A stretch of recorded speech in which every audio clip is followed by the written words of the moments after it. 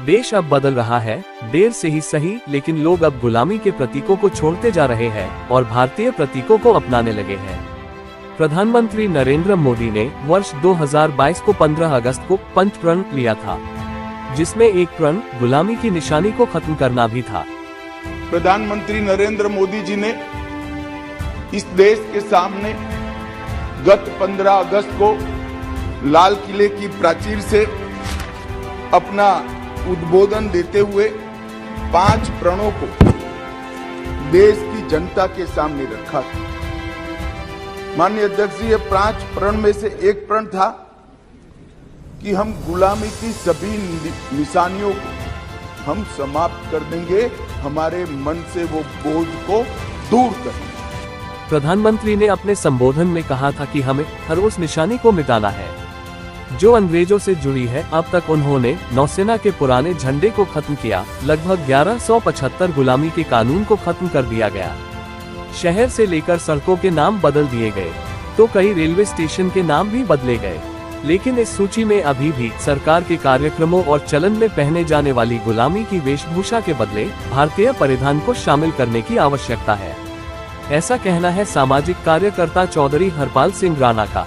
देश में अनेकों प्रकार से गुलामियत की निशानी को मिटाया जा रहा है, जो कि सराहनीय है। लेकिन कई विषय अभी भी ऐसे हैं जो आदेश होने के बावजूद भी उन पर कार्रवाई नहीं की जा रही है। इनमें से एक विषय है उपाधि लेते वक्त कोट पहनकर, जिसको गाउन भी कह सकते हैं, उपाधि आज भी ली जा रही है। महामहिम राष्ट्रपति के द्वारा खुद भी वो गाउन पहनकर और उपाधि लेने वाले विद्यार्थियों को भी गाउन पहनकर उपाधि दी गई है। ये बहुत ही शर्मसार करने वाली का विषय है, क्योंकि महामहिम राष्ट्रपति जिस कार्यक्रम में जाती हैं, अनेकों प्रकार की औपचारिकताएं पूरी की जाती हैं, और वो औपचारिकताएं जो स्वदेशी से संबंधित है, खादी से संबंधित है, जिसमें भारत सरकार खादी को बहुत अधिक बढ़ावा दे रही है, हथकरघा को बढ़ावा दे रही है। आपको बता दें कि राणा द्वारा 2022 में लिखे एक पत्र के जवाब में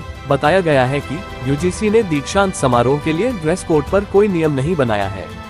हालांकि यूजीसी ने सभी विश्वविद्यालयों को एक सलाह जारी की है, जिसमें उनसे अनुरोध किया गया है कि वे दीक्षांत समारोह आदि जैसे विशेष अवसरों के लिए निर्धारित औपचारिक पोशाकों के लिए खादी और अन्य हथकरघा का उपयोग करने पर विचार करें।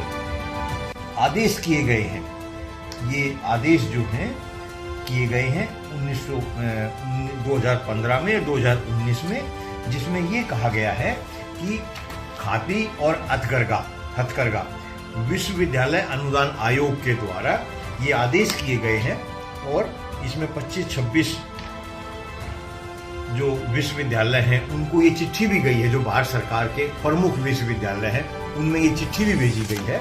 और इसमें कहा गया है कि 15 और 19 में 2 आदेश किए गए। हमारे पास आदेश भी हैं ये, जिसमें कहा गया खादी और हथकरघा के बने वस्त्रों को उपाधि लेते वक्त पहना जाना चाहिए। हमारे जीवन काल में गुलामी को समाप्त करने के लिए केवल शिक्षा की आवश्यकता नहीं होगी, हमारे द्वारा किसी का अनुसरण करना गुलाम मानसिकता का परिचायक ही है। हम अंग्रेजों के गुलाम थे और चीन जापान का गुलाम था। हम 1947 में आजाद हुए, चीन 1949 में आजाद हुआ, हमसे 2 साल के बाद। जैसे चीन आजाद हुआ, उसने 3 काम किए। पहला काम उसने किया, जापानियों का चीन से नामो निशान मिटा दिया। न किसी जापानी के नाम पे सड़क, न किसी जापानी के नाम पे कोई मोहल्ला, न किसी जापानी के नाम पे कोई कस्बा, न किसी, मतलब उनके अगले जनरेशन को पता ही नहीं चला कि चीन कभी गुलाम भी था। 75 साल के बाद भी Babar road, Humayun road, Tughlaq road, Lodhi road, Sher Shah road, हमारे देश में महापुरुषों का अकाल है क्या? स्वतंत्रता के पहले बहुत से लोग अंग्रेजों की देखा देखी उनके जैसा रहन सहन अपना लेते थे। ये गुलाम मानसिकता का परिचायक है। इसी से मुक्त करने के लिए स्वदेशी आंदोलन चलाया गया था। आज भी भरी गर्मियों में लोग शादी में कोट पेंट टाई पहनते हैं, ये भी गुलाम मानसिकता ही है। मैं इस विषय पर लगभग 10 वर्ष से या इससे भी अधिक समय से पत्राचार कर रहा हूँ, कार्रवाई कर रहा हूँ। अभी लेते वक्त पहनी जाने वाली पोशाक का महत्व बहुत अधिक होता है। उस पोशाक से देश की संस्कृति की, सभ्यता की पहचान होती है। वो पोशाक विद्यार्थी के जीवन में अनेकों प्रकार से महत्व रखती है, लेकिन अभी तक भी वो पोशाक विदेशी पहनकर उपाधि लेने की जो परंपरा है ये गलत है।